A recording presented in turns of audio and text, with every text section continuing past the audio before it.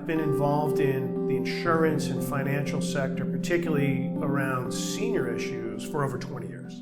I started my career in politics in Washington, D.C. I was working in the White House and on Capitol Hill for the Senate Majority Leader, and then left to work for the trade associations that represent the insurance industry, the health insurance and the life insurance industries. And I was a lobbyist for a number of years working for them and working on issues around senior care funding, issues around long-term care insurance, long-term care finance, Medicare, Medicaid, and also worked in collaboration with organizations that represented seniors. We interacted with the AARP, the American Health Care Association, the American Association for Assisted Living, groups like that.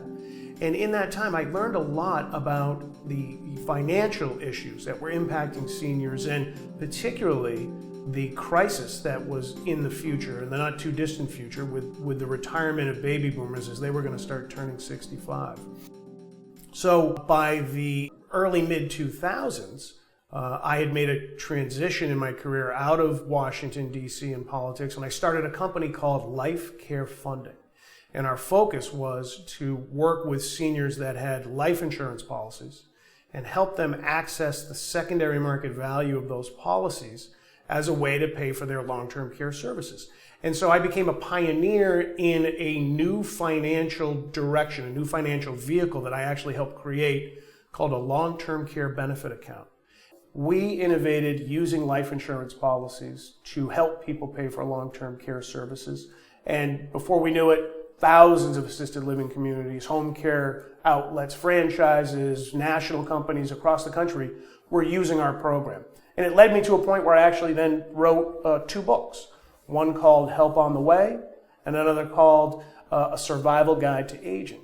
I am driven to work on this issue for a couple of reasons. For so many people that are in their 40s, 50s, and 60s, they're dealing with parents in their 70s, 80s, and 90s, and it's sucking resources away from them that they could be putting towards college educations, savings for the future, their own long-term care planning in the future, because people didn't prepare. And a lot of times the reason people don't prepare is just they have this lack of information. They just don't have the understanding of, they don't know what it is they don't know. And so for me, I'm out to combat the you don't know what it is you don't know equation and do all we can to get people information, tools, and support so that they can move forward, not only for themselves, but for their families, and quite frankly, for this country.